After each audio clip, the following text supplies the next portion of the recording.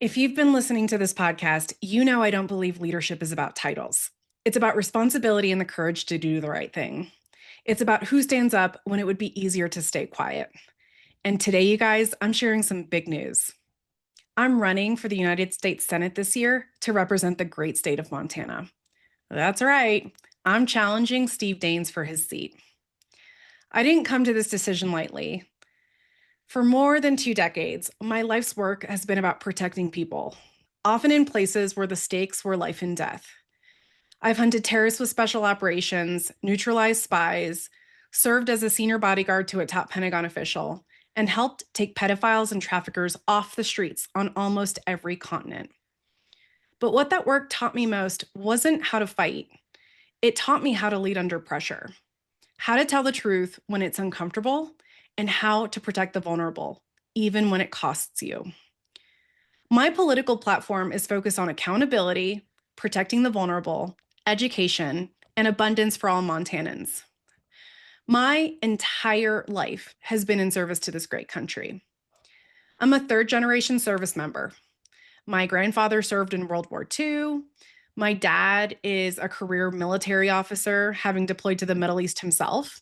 And I have also spent a lot of time overseas over my almost 22 years of service in and out of combat zones. And as a side note, any mention of my service does not constitute endorsement by the Department of Defense. My husband is a retired Air Force special agent. My brother is a Navy veteran. My mother was a dedicated military spouse who made incredible sacrifices. My father and I are also career law enforcement, me serving as a special agent and him as a police officer. And I have extensive family that have served all over the United States as law enforcement. My dog even serves. Police Canine Lulu finds digital media evidence in child sex abuse material cases. Find her on social media at Canine Lulu MT and give her a follow. My military career gave me a front row seat to US and international politics. I was in the rooms in Congress, the White House, with prime ministers and other senior international and national leaders. And here's the truth: Washington isn't protecting Montanans. Too many politicians, including Steve Daines, have gotten comfortable in a system that protects their power and rewards the same donors, and they call that leadership.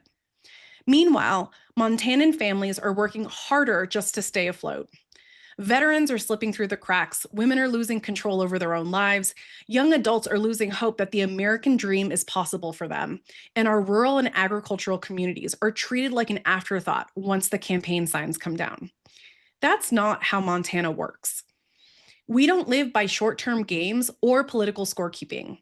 We live by what has to be done. The cattle still need to be fed when it's 60 below. The fields don't pause because you're tired or sick. And when we are fiercely independent, we also know this truth. When you're stuck in a snowdrift, it's usually a stranger who stops to help dig you out, and they don't ask whether you're red or blue. That's Montana, and that's the kind of leadership we deserve. Up front, I'm not from Montana.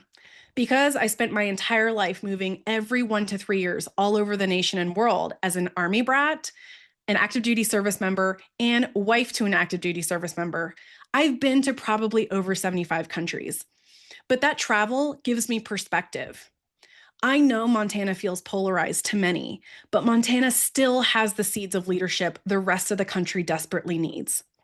Montanans are practical, roll your sleeves up, and get the job done kind of people. And there's so much evidence to support this.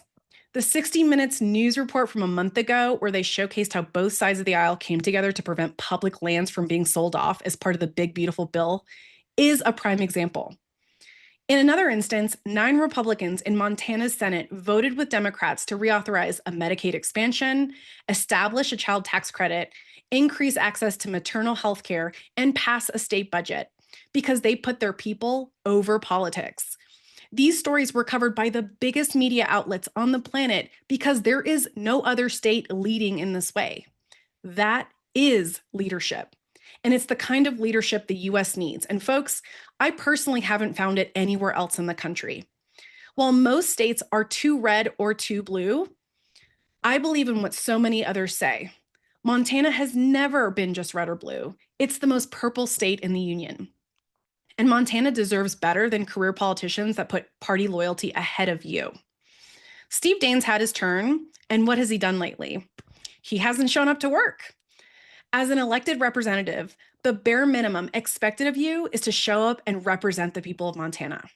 Last month in December of 2025, when the Senate was considering an extension of healthcare subsidies, Daines did not vote. As an elected representative, you have one job. You go and you represent your constituents in the Capitol. And when he doesn't vote, that means Montana doesn't have a voice and policy decisions are made without anyone hearing what you think. And that should piss you off. I mean, it pisses me off. Do I think his job is easy? Absolutely not. But at a minimum, I do expect him to show up. Second, elected officials are expected to interface with their constituents to understand their perspectives in order to best represent them on Capitol Hill. Daines hasn't held a town hall that's documented anywhere in at least the last year, and he didn't bother showing up in Billings when he was invited last March. Everywhere I go, people say his office doesn't respond to phone calls, emails, and even those who make the trek all the way to DC don't get face-to-face meetings with him. Remember that I'm a human intelligence expert, and I've had some of the best intelligence training in the world. I was the person with briefcases full of money meeting with informants who told me where to find senior Al-Qaeda leaders. I ran informants to bust drug traffickers. I've been in countless interview rooms assessing people. Behavior is a language. Daines not showing up says he doesn't respect the people of Montana on the most fundamental level. And can we talk for a second about the disaster that was the Argentina bailout? America First does not mean giving Argentina 40 billion American tax dollars, then trying to buy their beef in direct competition with Montanan ranchers, only to then provide a $12 billion lifeline to ranchers and farmers. It was solving a problem that Republicans and Daines created, and all Steve Daines did was make a call to the president. It's not enough, not by a long shot. I have a master's degree in international relations, and I've spent my career advocating for America's best interests at home and abroad. I believe in coalitions and partnerships, and that instability abroad means potential threats arise against America. Everyone in Montana knows we do it better together, but you don't have to be blind to see that Montanans are hurting. And we have to focus on strengthening the well-being of our neighbors first, because when Montana thrives, America thrives. And listen, most Montanans don't know me, and that makes sense. I've never been in politics. And even looking at me, you might underestimate me. But I've been underestimated in every room I ever walked into. But the beauty of people underestimating you is they don't see you coming. And that is when the real work gets done. I didn't build my career by giving speeches or playing office politics. I built it by solving hard problems under pressure, often with no margin for error, no public credit, and no second chances. And in Montana, people don't care if you have a name. They care if you show up, do the job, and leave things better than you found them. You don't have to know me. You have to decide what matters more. A suit bought by special interests and dark money, or someone with a track record of accomplishing the mission. And how am I going to get to the Senate? Well, the same way I've been successful at every other mission, with a team of people who give a damn, who want to fight for Montana.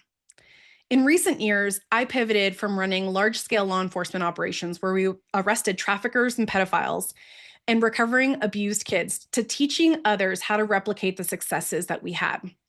And when people in those learning rooms asked how we achieved the results that we did, including almost every case going to a plea deal or conviction because our work was that good, I tell them it always started with a small group of people who wanted to do the impossible.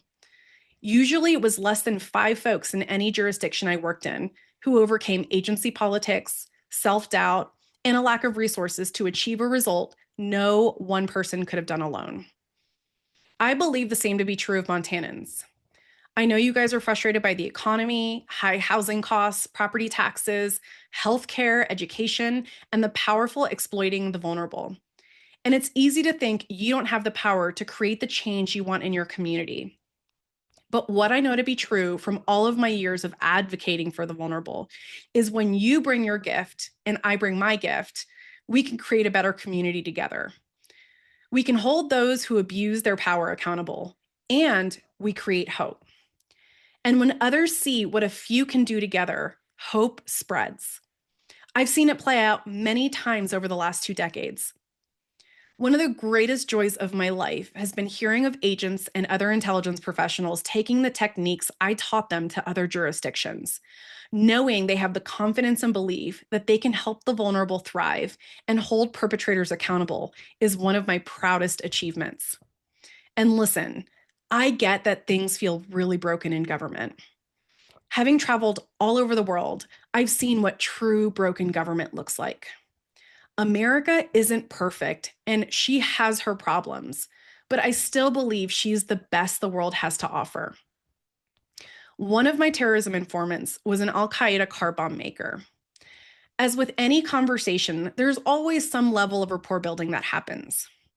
And as I talked to this informant one day, I realized he actually wasn't ideologically aligned with Al Qaeda, and he didn't want to hurt Americans. But his terrorist bosses were simply the highest paying employer in the region, and he had kids to feed. Even though I've always been proud to be American, this was the moment I really understood what an incredible gift it was to be born in the United States. Had this man been born in almost any other country, he could have been an engineer designing and building cars rather than a bomb maker destroying them. That was the moment I realized I'd won the genetic lottery and that this gift came with responsibility to share the hope that America is with the world. But in order for this beautiful democratic experiment to work, we must step up and fight for her together. And the fight starts here. Whatever you feel passionate about, I believe we all have a responsibility to offer our gifts to something bigger than ourselves. You don't have to be in the military to fight tyranny. I and the rest of my military brothers and sisters are so blessed to serve an American public who supports us, because I've talked to international military partners who don't receive the same love from their citizens. I'm often thanked for my service by really gracious people, but honestly, my hope for every Montanan is that you realize the best way to thank me is by living your best life. Because there are so many people around the world who don't have the ability to create massive success from nothing like here in America. Start to believe that your contribution matters, because it does. I don't care if you run for office, fight to break generational poverty, start a business, shove a neighbor's driveway, or drop a casserole on the stoop of someone who needs it. Every bit of effort to build America reinforces that this is the greatest country on the planet. But my greatest gift to any mission has always been my ability to bring the right people together and creating an environment where everyone can offer their best. And folks, I'll be totally transparent. I don't pretend to know everything about every topic, but I don't need to in order to fight for you. Whatever you're passionate about, education, farming, mining, the environment, I need your help. Join the campaign. And there are lots of ways you can do that. First, please donate. I know finances are tight, but even $1 would mean the world to supporting me and my team's ability to get to Capitol Hill and start fighting for you. Join the mailing list. Volunteer to make calls or knock on doors. Host a fundraising event. However you want to contribute, I'd be so honored and thankful for your partnership. And finally, this campaign is not about me. It's about whether we're willing to demand more from our leaders and from ourselves. I believe in an America where service still means something, where accountability is real, where abundance isn't reserved for the few, but made possible for all. And I believe Montana can lead the nation by choosing courage. And it starts with you receiving the truth that Montana matters. You matter. Follow me on social media at Alani for Montana. That's at Alani FORMT on all major platforms. Donate, get in the fight for democracy. I'm Alani Bankhead, and I'm honored to serve and uplift the amazing people of Montana. And if this is your first time joining the podcast, I have a very familiar send-off. The world needs who you were made to be. Thank you for joining me today on this journey to discover how you can harness your gifts to serve your community.